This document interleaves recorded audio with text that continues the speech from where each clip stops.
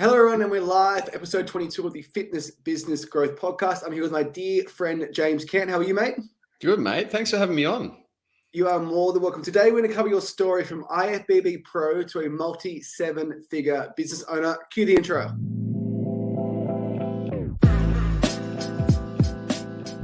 Welcome to the Fitness Business Growth Podcast, a podcast run by gym owners for gym owners. My name is Mitch, and along with Jamie, we are your hosts, and we will be discussing all the important things that you need to run a successful fitness business.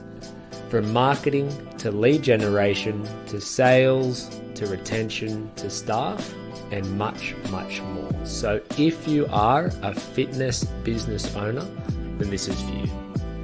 We hope you enjoy the following episode, and we will speak with you soon. Mate, we're back. How are you? Good. The Mitch's voice is very dreamy, isn't it, on that intro? It's exactly what Brooke said, just very, very monotoned. Mate, his tonality on a sales call is so good. It doesn't change. Pressure, card details, price, objections, just the exact same. Boy. Cool. Well, mate, thanks for coming on. I appreciate it. Pleasure. Well, mate, we're going to discuss your journey from IFBB Pro to who you are today, multi-seven-figure business owner, and have just started a brand new venture. But, mate, we were together maybe 2 months ago in Noosa hiking a mountain, and I said to you, and I still believe this is true, I think you are the longest online coach in Australian history. It's like the nicest way ever of saying you're getting old, James. Well, it's also a massive, massive compliment, mate, because we are in the industry of flash in the pans. Yeah, dude. Like I've been doing this now. Like when I coached my first client actually in high school, and then coached my second one when I was first actual online person. I think I would have been just 18. So that's 12 years now. I've been doing this, and it's a long time in the game. There aren't many people who've done that, which is pretty cool. Yeah, I literally I remember seeing your ads maybe in 2014. It was you with your shirt off with a bowl of spinach. I thought, who the hell is this guy on my feed? That ad crushed it, man. That ad with that photo, we made millions on that. I can imagine. When it was your birthday, and I posted a video of me and you in our gym doing that horrible assault bike workout. Had a friend reach out and go, Jamie, how do you know that guy? I always see his face on my fucking Facebook profile. I'm like, oh yeah, it's James, just nice guy. He has racked up quite a few million impressions though. Just a few. I think we've hit every male in Australia 5 or 10 times over by now. Jeez, that frequency score is getting up there. Well, mate, today I think we should cover how we met in the first place, and then just go from your journey from IFBB Pro to where you are today. So in 2018, I was 6 months before my 30th birthday. I was fat, eating too much gluten, too much dairy, and I thought the man with the spinach bowl has the answers. And I did. We got you shredded. Jack. Shredded. I'm going to cut this up and add that picture in, because that is the picture that I'm going to show to my kids, because I don't look like that anymore, I'm afraid, James, but I'm getting back there. Dude, you got legit properly lean. That was fun. And then after that, the thing that I liked about you, man, is that you were always no bullshit. You can tell the difference between people who are good to hang around, who are successful. People would say I'm a bit of a prick, right? Or I would say I have high standards of friends and who I'm going to hang around, right? And I remember our chats every single week were every week you did exactly what you needed to do. Every week you got everything dialed in, and you didn't just do that in your health, but also in your business. Hence why you guys crush it in everything that you ever do with business. Mate, if we're going to talk about mentors and accountability, that's 10 other podcasts we can go on to, but why it's so important. 100%. But the period point blank, you being a prick, I would say it's a different way. I would say it is an enormous amount of confidence. And confidence comes from conviction and just knowing that you're an amazing coach, you're an amazing businessman, amazing father, amazing husband. And if someone's confident and you don't like that, maybe you should ask yourself, well, hang on, why is that guy so confident and I am lacking confidence? Totally. Mate, believe me, I'm not going to be changing the confidence ever. It's not staying. The more people who think I'm a prick, the better. I made a bit of a promo reel for this podcast, mate. It was about your authenticity and your just brutal honesty. And when we started Fitness Business Consulting, our whole thing was, man, we were just sick of the fake gurus. We're sick of the fake advice. the coach is saying it's easy to get shredded. It's not. The coach is saying it's easy to grow a business. It's not. And sometimes you need a good friend to say, hey, like, you're getting fat. like you should probably call your leads. Yeah, 100%. Is this leading into how I called you fat the other week? Yeah. So I was very fortunate last year to work with AP and AG, legends, mutual friends of ours, the legit of business owners in Australia. And I was doing about 50 hours a week of calls, and I tore my meniscus in my knee. So my step count was about 2,000. My call volume was very high. My stress was pretty high, and I did put on a little bit of weight. But like a good friend, James said, geez, Jamie, like, you're getting fucking fat. So I'm really enjoying my time in Noosa, but But since then, I've lost 7 kilos. Yeah, you're crushing it. Back to being sure again. Well, mate, let's cover your journey, IFBB Pro. I think I know most of your story, but I'd love to learn, how did you first step foot into a gym? How did you get into bodybuilding? And how has that process progressed over the last couple of years? It happened. I first set foot in the gym because I was always small when I was playing footy, right? So I was always littler than all the other guys. I was quite young for my year. I'm born in December, so generally people were, quite a lot older than me. 6 months to a year type older than me for all the guys that I was playing with. Sometimes more. And I was just always really small. And I thought, well, if I keep getting bashed on the footy field and there's not much I can do about it, like I'm fast, I'm skilled, but I'm just small, well, I'm just going to get big then. And so I started training and started going to the gym. And then I had terrible chat with women. And all of a sudden started, and I still do, my wife will say that I still have terrible chat. But I figured that getting jacked, it made things easier, and it did. It really worked. Like, my advice to every 16-year-old or 15-year-old boy is just get big, because you can be an ogre and you'll still be able to get some women of some sort, right? Funny you say that, mate. I can pitch 2997 over the phone without blinking an eyelid. When I was 16, do you come here much? I was fucking hopeless. Yeah, it's my first time here too. Things. Yeah, man, I would hate to look at my old MSN chat. That'd be awful. Yeah, I forgot about MSN and MySpace. I had 4 top friends. One of them was Mitch. 3 of them were women. Yeah, how about that? Yeah, 3 women. I didn't have any, so you're already ahead of me. But man, so I started lifting back then, and then eventually, final year of footy in high school, year 12, blew my left knee, then blew my right knee. So blew my left knee, came back, then blew my right knee. And so, all right, well, that's footy career done. That's not going anywhere. And so I said, well, what next? What do I do now with my time? I was like, fuck it, I'll get big. And so I started getting shredded and jacked for schoolies, which hilariously also didn't take part because I actually got alcohol poisoning the week before schoolies. So I finished my exams bended hard and then ended up with a very, very grumpy liver. And so that actually fed onto, okay, well, I can't drink now in my, the year 12 break, like that after school break where everyone goes and gets loose for the next however many months. I was like, I can't drink, so what am I going to do? All right, fuck it, I'll get big. And so then I started lifting. And I actually got noticed by someone in the gym, and a bloke called Jason Catlett, really nice guy. And he got me to go and do like a men's health, like cover search thing. And I ended up doing okay with that. I can't remember where it went. I didn't win it, but I got pretty close. And then someone else picked me up. A chick by the name of Jess Murphy, absolute legend of a woman.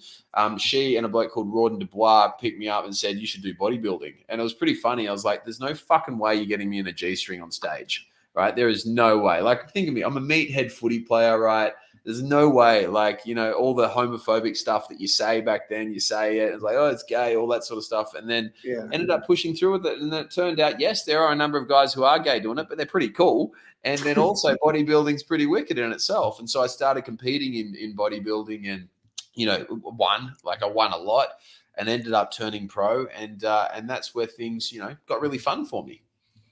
Now, IFBB is the legit federation that is the federation that governs Mr. Olympia. Is that correct? Yeah, it's the real one. Like, there's everyone these days is a pro bodybuilder or a pro fitness model because they just start up a company and say, you're pro now. But this is like, there's 2 that are legit, IFBB and WBFF. The rest of them, it's not real. IFBB is the biggest by a long, long way.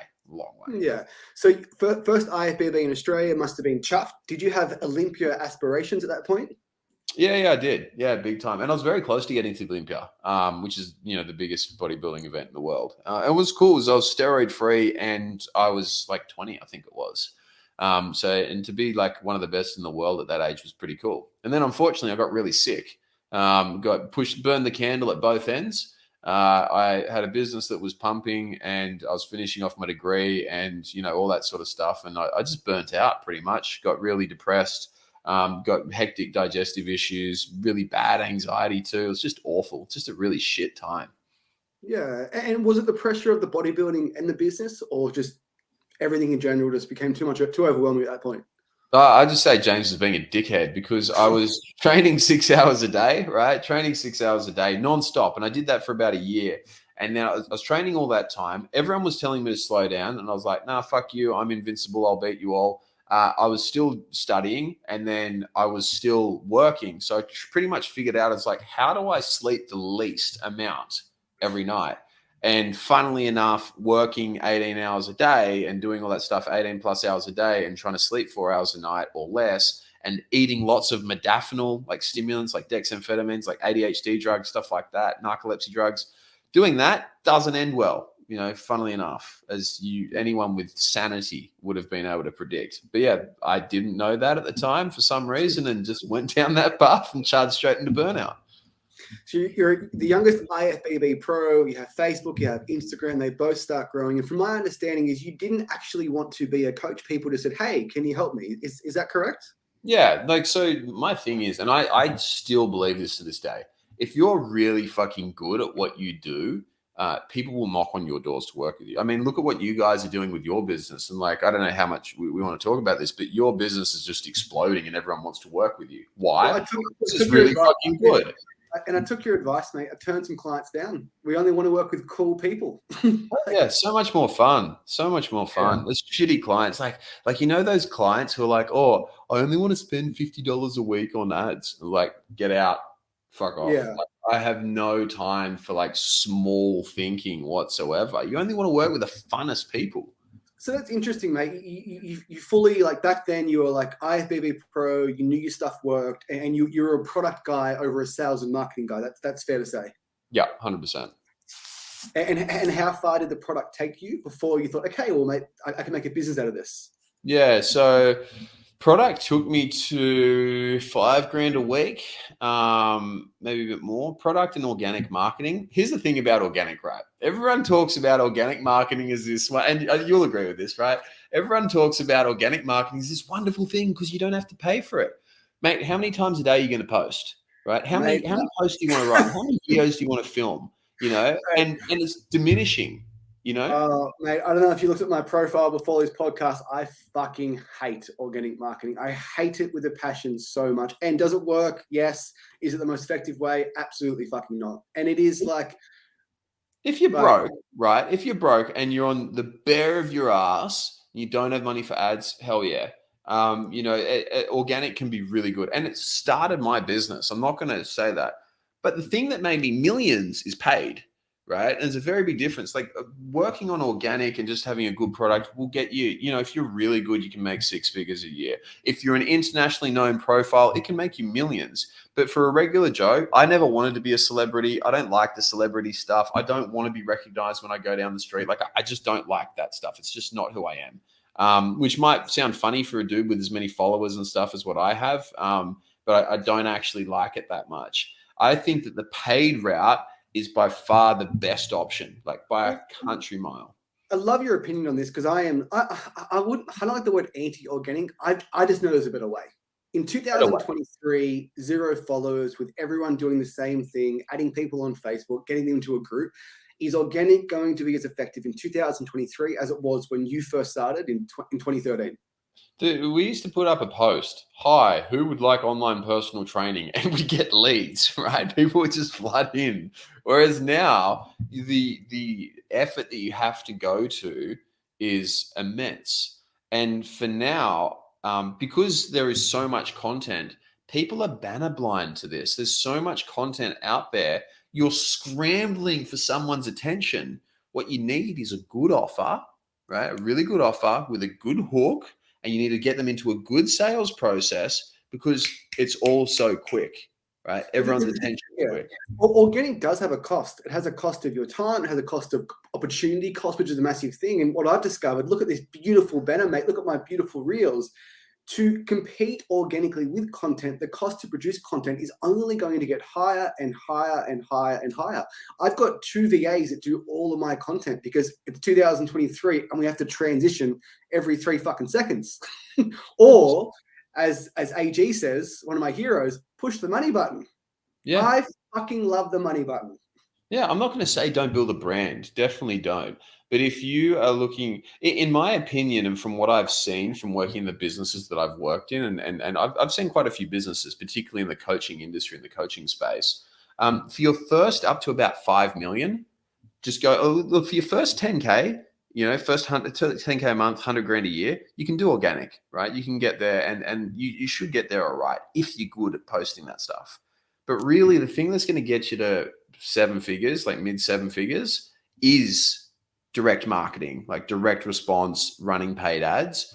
And then afterwards, when you probably start getting 2-3 million, you need to be focusing on brand and all that sort of stuff. And then it comes back. But this big chunk in the middle, which most people just want to get to 1 million, right? I remember this is what I wanted to get to. Just get to 1 million, it'd be great. All your life's problems will be solved when you hit 1 million, right? And so you get to this million, and you need to be running paid ads. Unless you're a massive celebrity, unless you're bloody, I don't know, who's famous these days? I don't watch much TV. Chris Bumstead or something like that. Yeah. One of the biggest loser people like that. They're the ones that can get to that. That's my argument against organic in 2023. Like, I can reach out to Chris Bumstead and buy his bodybuilding program.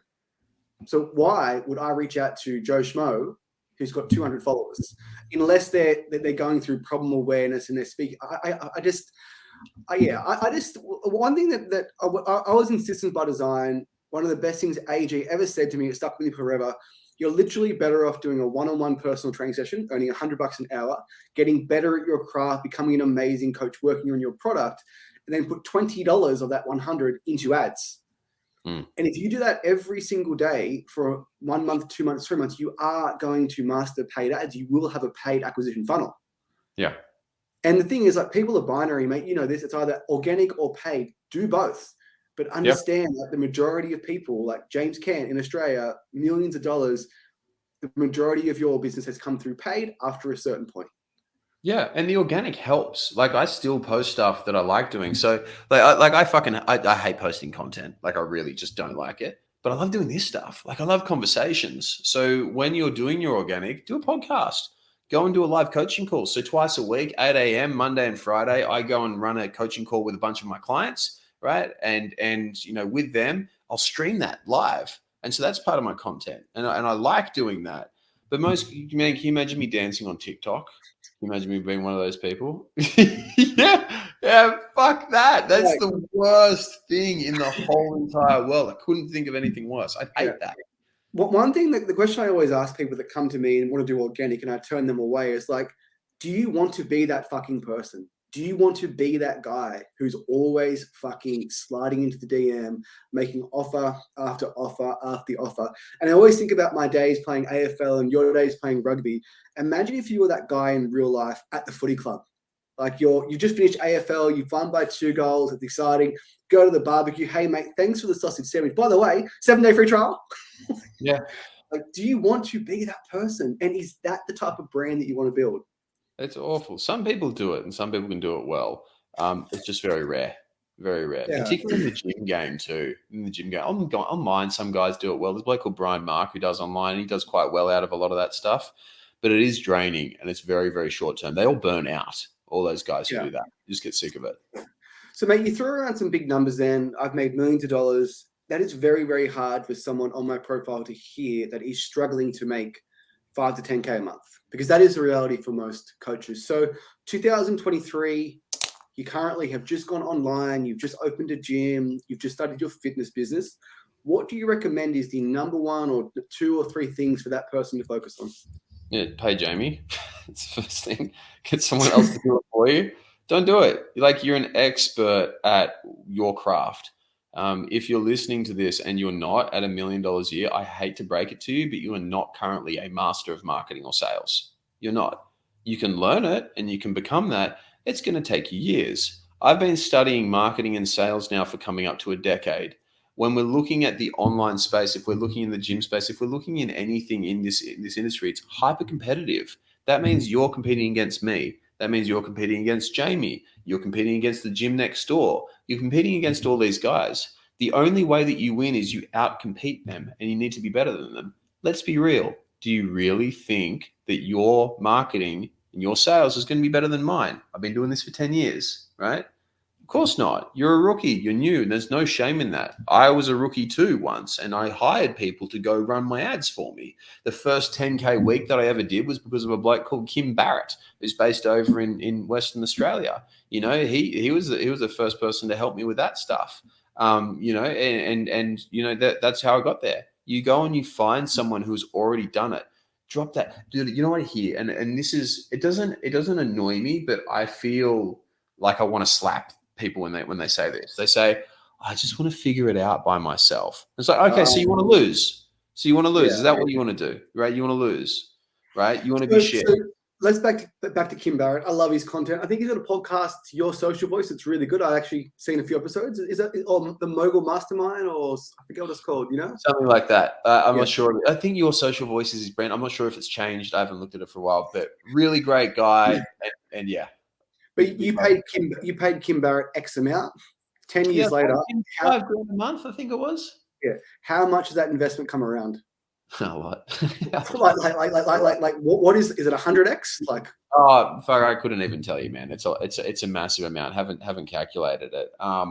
Here's one thing that I can say though, is that I worked with Kim for I can't remember how many months, and then here's what Jimmy did. Stupid.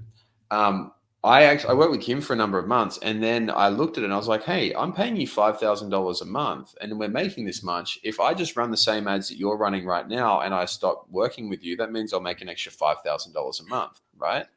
So fucking dumb, because for the first month or two, I profited more. And then afterwards, guess what happened?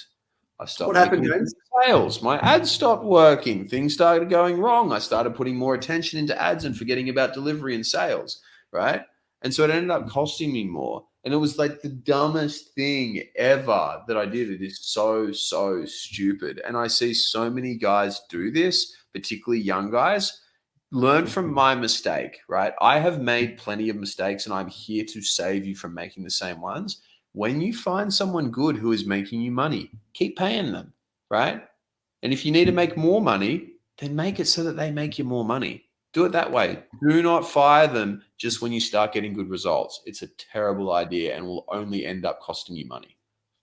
It's funny you say that, mate, because like in 2016, me and Mitch grew our first bootcamp location to 508 members, and we didn't know what the fuck we were doing. We had no idea, had a massive ego. And I reached out to someone and said, hey, like, this is what I'm doing now. Like, can we improve it? Like, we end up having 3 locations, 908 members at our absolute peak, and I knew fucking nothing, like nothing. It was perfect timing, good opportunity, good locations. But I wish so much I reached out to Travis Jones at the time, had a great coaching program. I wish I reached out to Kim Barrett myself. I would have just exploded. I could have had 35 locations. Yeah. Yeah. So, yeah. 100%. So, mate, speaking of mentors, like so Kim Barrett, who are some of your mentors been? Oh, shit. Yeah, so start off with Kim Barrett. There's a bloke called Dave Rogers who was early on in the days. That was a long time ago, man. That's nearly a decade ago. I'm getting old, dude. Obviously, Rawdon Dubois and Jess Murphy, who mentored me on the actual knowledge side of things. I worked with a company called Clean Health, who were fantastic back in the day. They don't exist anymore, but it was a brilliant gym out in Town Hall in Sydney. Who else have I been mentored by? I just have to say, like more recently, in this marketing and sales space, Charlie Vallar, catch up with a bloke called James Sackle every single week. Matt Ryder. So the guys from Sales Sniper, I learned a lot from them about the actual sales process and how not to be that hard-nosed salesman. I am very direct. I am very blunt. Fuck you would have been a bulldozer in 2015. Yeah, I was. I wasn't the best, and there's certain things I should have done better. Understanding how to do sales effectively was huge. I worked with Andrew Gosen, AG, as you said, Andrew Poulton. I've learned a lot from him as well, who's the other half of the 4% Club. Geez, man, that's just a few rattling off the top of my head. But I've had a lot of mentors, and I still do to this day. I mean, I get a mentor for practically anything I want to get better at. There's a dude, Larry Fingelson, who at the moment is he's a strange kind of mentor in that he doesn't really have an official title, but he just keeps me calm.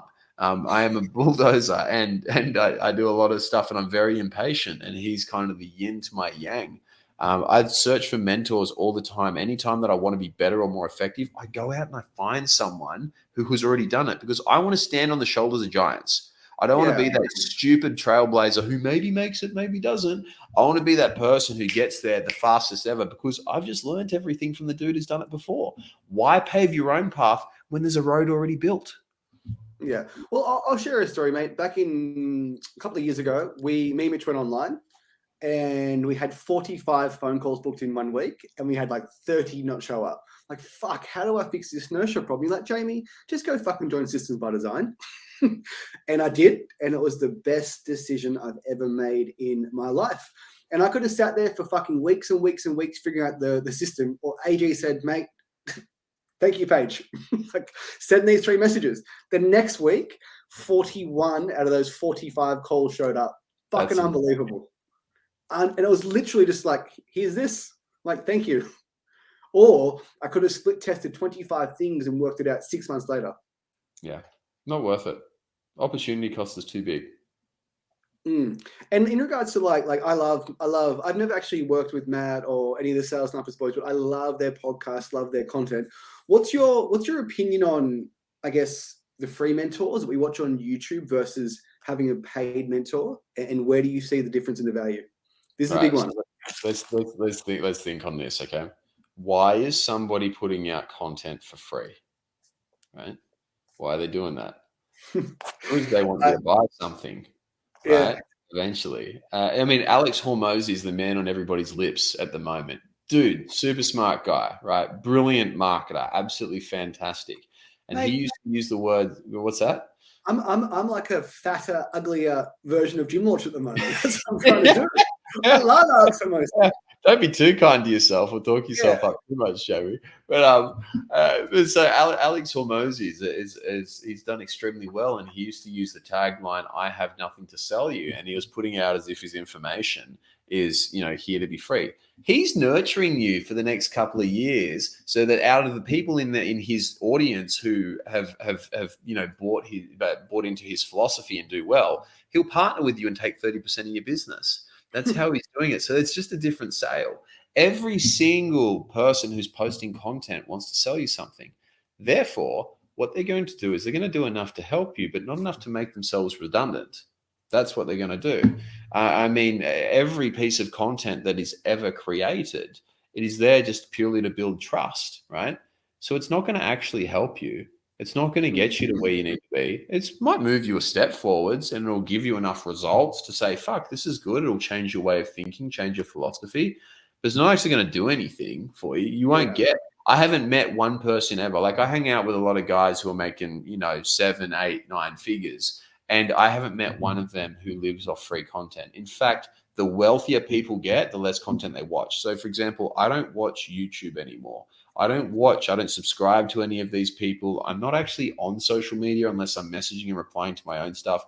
I don't consume it, because when I want to go and find someone to help me with something, I make a few calls, I find out who's the best person in the world to go and learn from, and I go learn from them and I pay them happily. Why? Because it saves me so much time. A great way to explain free content is they give you information that isn't in the correct order. So, like, for example, it would be like, here's this thank you page to fix your no-show problem. And then the gym owner with the shiny new object says, I'm going to build a thank you page, when, like, you've got 0 leads. Yeah. So sometimes watching content can be dangerous. The best example I can give you, mate, is like, I was coaching a guy and he professed his love for Alex Hormozi. I'm like, well, mate, like, slow down a bit. Join the club. Yeah, join the club. Yeah. And this blew me away. This is the motivation porn. I'll call it motivation porn. And I said, like, okay, man, have you heard of the term client finance acquisition? He's like, nah, mate, what's that? And I'm like you call yourself a fan of Alex Hormozi. Like every single fucking business he built was based on client finance acquisition. So like you might love Alex Hormozi, but what are you actually watching? Like what are you consuming? And then what are you executing after you watch that content? Yeah. And that is why you should just pay someone, because they'll keep you accountable. They'll know exactly where you are in that sequence. Say, hey, fix that hole first. That is such a good point, man. And I haven't actually thought of that way. The sequence and the timing is so incredibly important. I have seen many businesses come unstuck with this, because the most important thing when you're running a business is not how you fix something. It's what you choose to fix first. There are always holes in your business. There's always stuff that's going to be breaking. What do you pay attention to? Whereabouts in your business are you lacking? Is it the fact you don't have enough leads, or is it the fact that your sales process sucks, right? Like, which one is it? Because you go and get generic advice and you'll follow it and you'll have the world's best sales process, but your leads are still shit. And you're wondering, why isn't this working?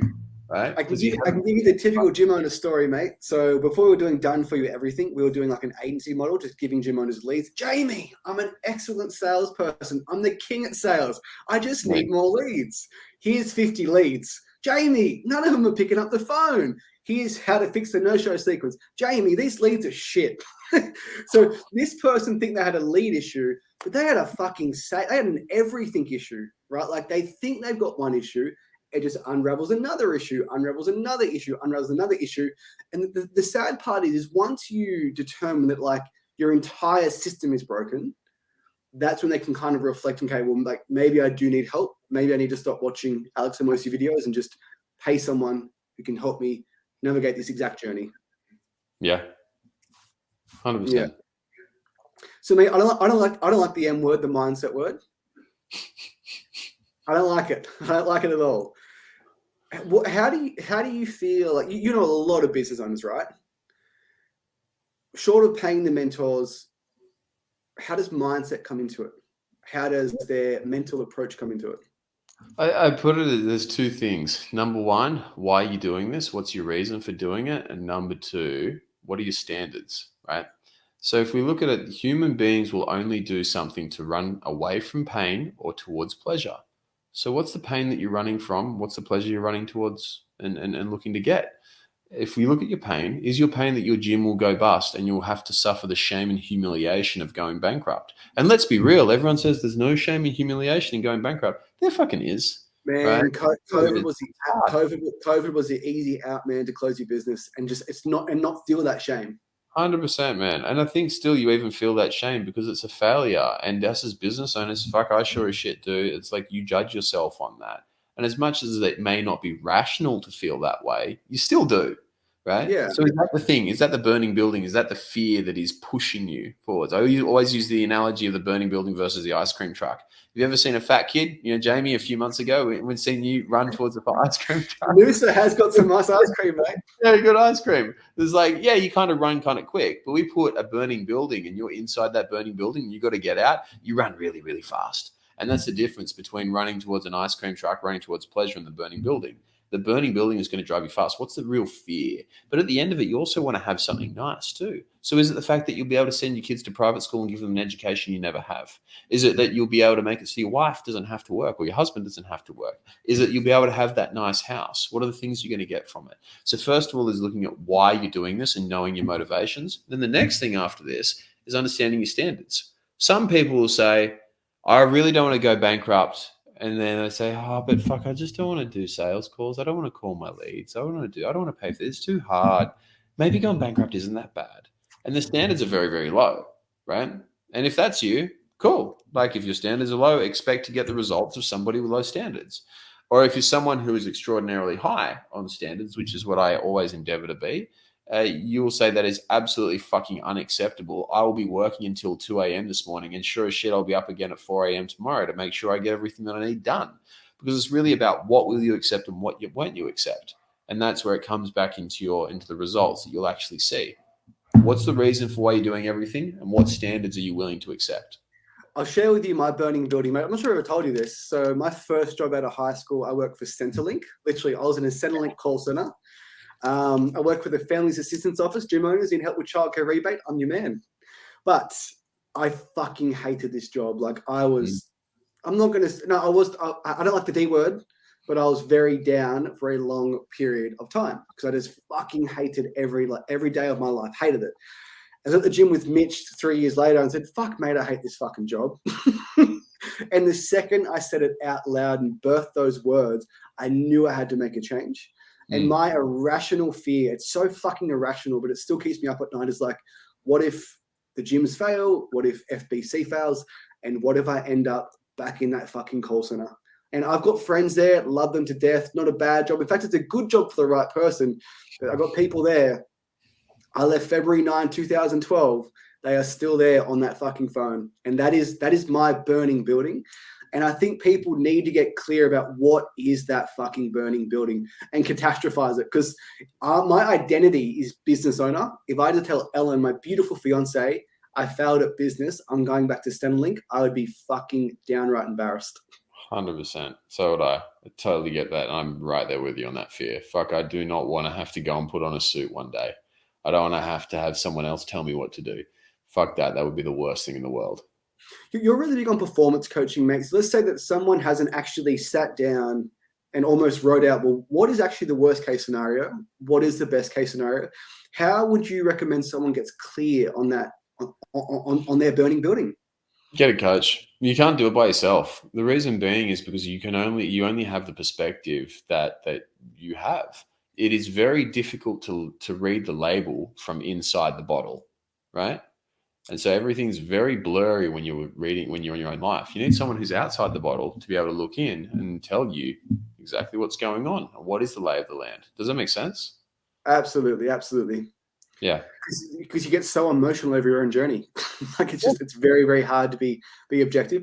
The other thing about having a coach too is like when we were growing our gyms, I'd go home and tell Ellen things, and I may have been speaking Arabic. Like they just don't get it, right? They just don't understand. Not her job either. Exactly. Yeah, exactly. I'm like, these fucking leads are coming in. Like, look at this cost per lead. She's like, Jamie, I don't give a fuck. Like, what are you talking about? I think a lot of business owners put a lot of stress on their spouses by expecting them to understand and expecting them to care. This is your thing. It's not theirs. Soph has no idea of what I'm doing outside of like what she wants to know. So some things she'll be curious because we do a lot of cool shit. Some things she'll be curious of. She doesn't need to know most of it. Her job is to be an incredible mum, which she is amazing at, and that's all that she needs to know. And if she wants to know, she can ask. But it is not her job to listen to me fucking drivel on about my CPM's up by 20% this week, or so-and-so setter isn't doing their job, or the salesperson has messed up this bit. It's not her job to do that. She's just here to be my wife and be an incredible mother to my children. Yeah. I think the biggest thing for me about having a mentor, mate, not just mentor, just having cool fucking friends. For me, the biggest thing was I think I always had the skills. It was more like what is actually possible. And when gym owners hear that you make millions a year, they're gonna say things like "must be nice for James." Enjoy staying broke if you say that. Yeah, but so my biggest thing was like, and I love AP and AG, and working for that company, it just fucking blew my mind of what's actually possible. And when you see people that make 10, 15, 20 million dollars, you have to think, well, fuck, like maybe I can earn 10,000 a month. Maybe it's not impossible. And if other people are doing it and I'm not, then it's your fucking fault. Like they have skills that you don't. And if you can accept that and understand where is the bottleneck in your business, if it's leads, find a leads guy. If it's automations, find an automations guy. If it's sales, find a sales guy and fix the problem. 100%. It's that easy. The most successful people on the planet are amazingly adept at hiring people who are better than them at certain things to fix certain problems. Yeah, and the ones I've met, they're always really fucking humble. Because you realize how dumb you are. Yeah. I'm not smart. I'm not smart at all. I've just got a lot of smart people around me. What's that? It's a great quote. It's just like the more you learn about a topic, the more you realize you didn't know anything to begin with. Totally. Cool. Well, mate, you've got an exciting new venture coming up that I want to discuss. It's amazing for my entire profile, our Facebook group, and the 40 plus gyms that we work with, which is a company called WeFlex, mate. So this is your next project, wildly passionate. What is it? How does it work? Dude, WeFlex is a freaking incredible company. So I was brought into WeFlex by a bloke called Tommy Trout, right? Tommy is the genius behind WeFlex. This guy is incredible. So Tommy's dad was autistic. He was actually one of the world's leading game designers, and he's done a whole heap of cool stuff, which is way too smart for me to understand. I don't get it. But he worked with all the big toy companies, all the big gaming companies. He used to manufacture all that stuff, like just brilliant guy, heavily autistic. And he had two kids, Tommy and his brother Jack. And Jack's with autism, and Tommy is, I think, what they call neurotypical, is the politically correct word. And Tommy saw his dad die really young. I think he was in his 50s, his early 50s, if I remember correctly. And he saw his brother Jack going on the same way.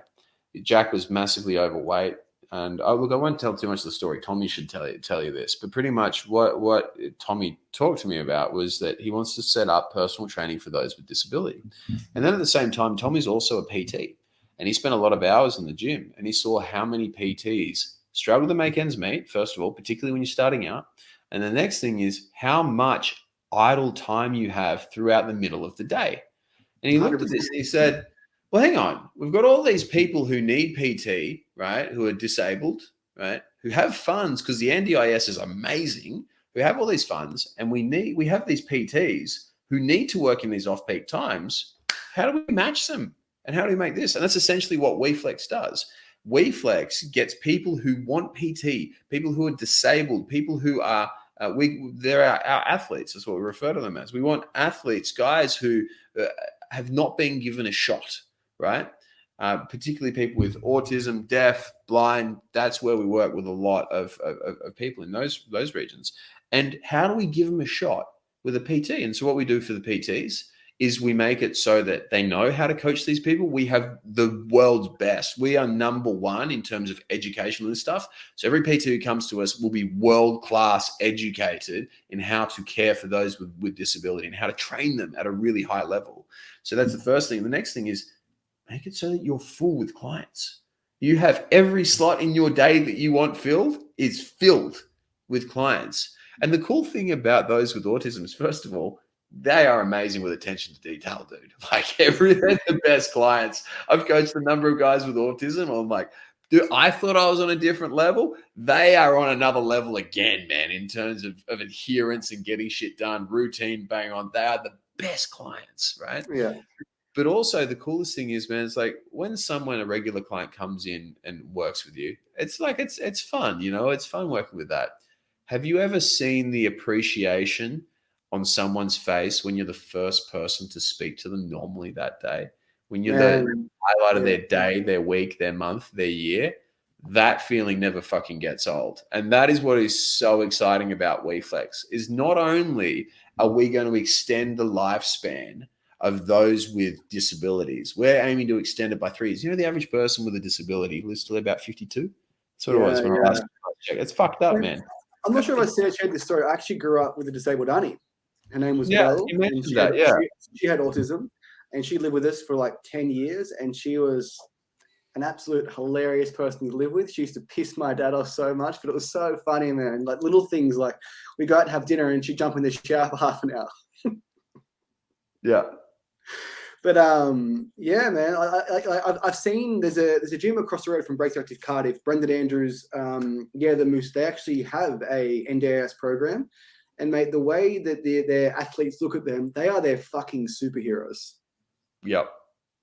100%. This is the most fun that you'll ever have coaching your whole entire life. It's different. That's all I can say. It is so different when this is someone's world and you are the peak of their day, week, month, year. Yeah. And with WeFlex, so I guess the concept behind this would be is like when I was in the gym, someone asked, "Hey Jamie, are you free?" I'm free between 11 and 4, like every gym owner on earth.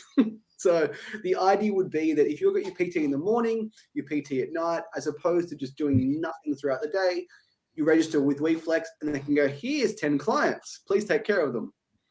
It's amazing, dude, because we get people who need to be trained paired with people who need to have more income and like more hours filled. I mean, who here, like, let's go Jamie back a few years ago when you're first starting out. If I say, dude, I'm going to get you an extra 20 sessions a week, would you like that? And it's all in off-peak times as well throughout the middle of the day when you couldn't be working anyway. Would that be helpful?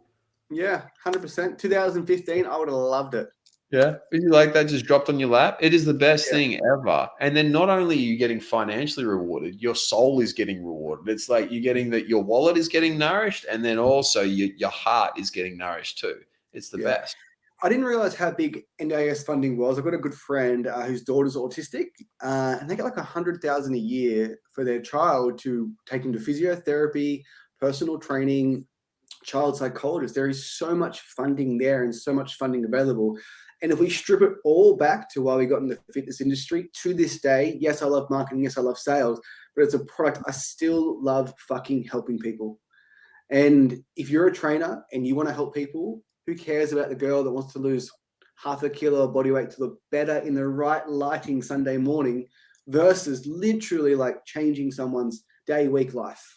Can you imagine, right, if you got one of your clients and you've been working with them for the last 30 years? Because guys like this and who are like WeFlex athletes generally work with you for a very long time. A lot of them have been trained like for our, like Tommy, our founder, has been training people for years and years and years.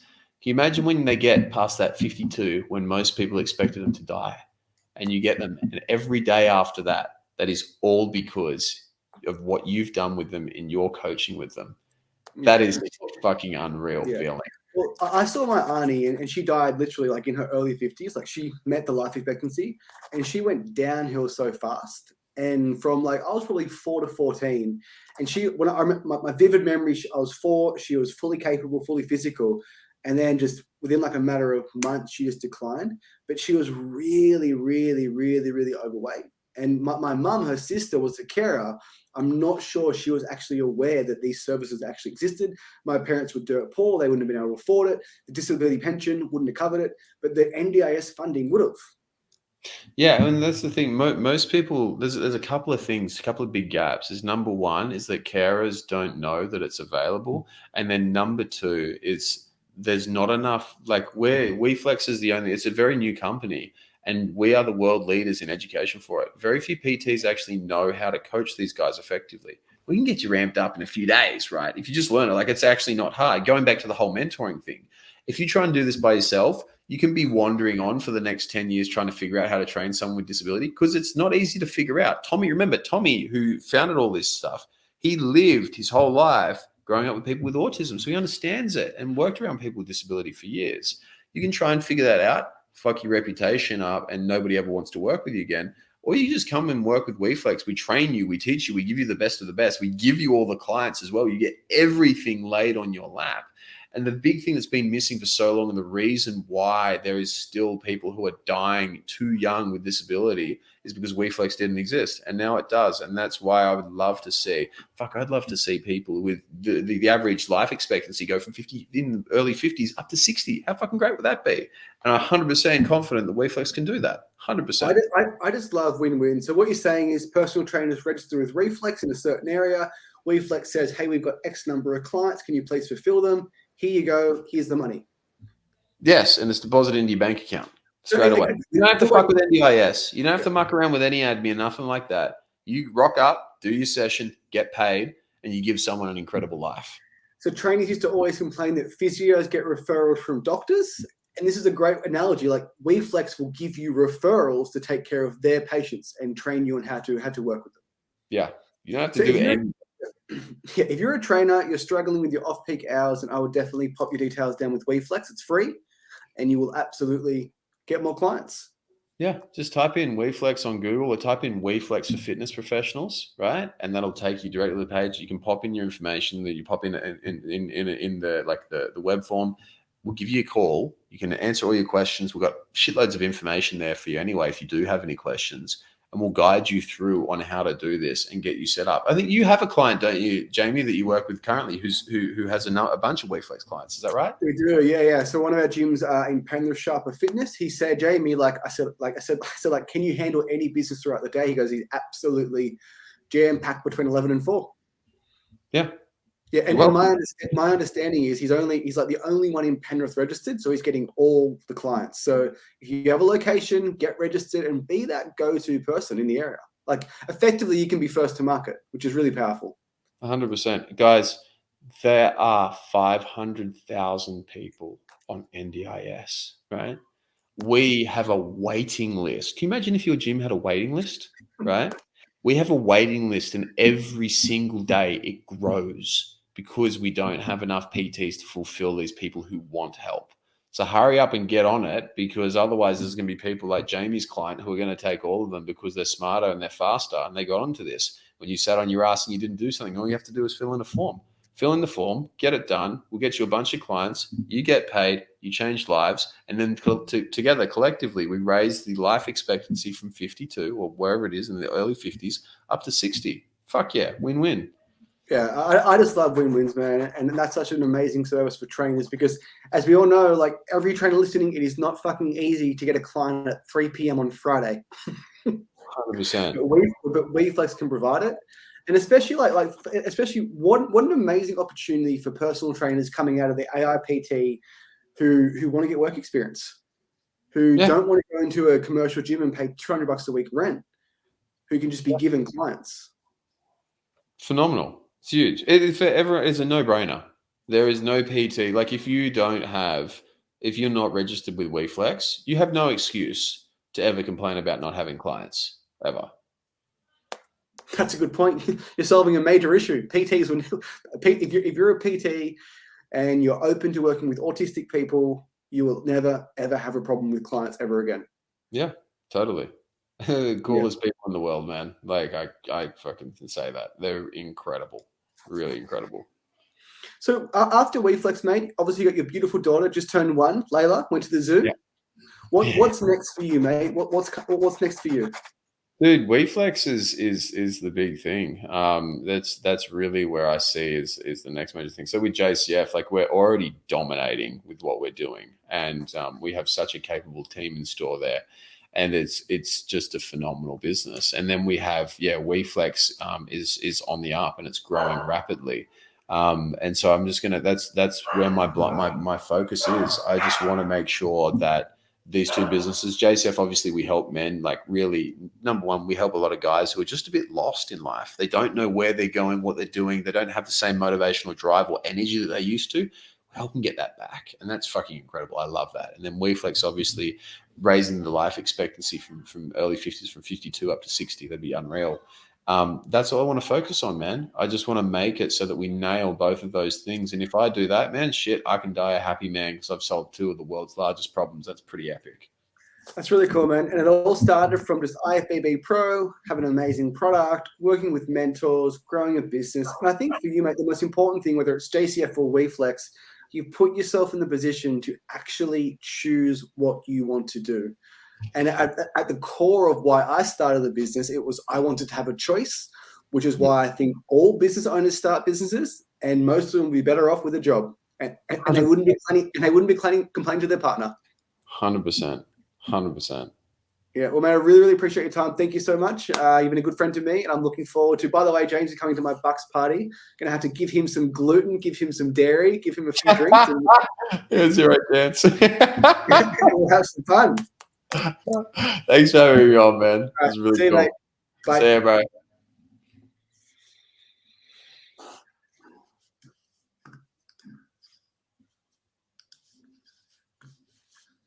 One second, mate. We're still on here.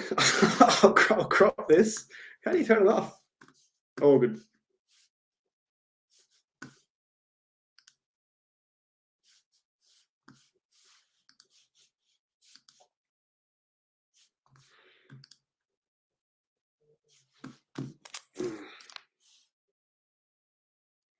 Hey, mate, how are you? Hey, mate, how'd you go? Yeah, good. Ended the broadcast nicely.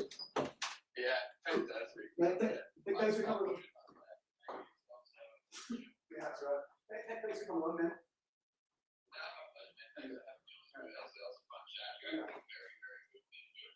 Thank you, mate. I think that with podcasts, just fucking be yourself. Fucking swear, carry on. People like you, great. If they don't, who cares? Yeah, 100%. 100%. Cool. Epic. Well, I don't want to few calls for Brett chatting.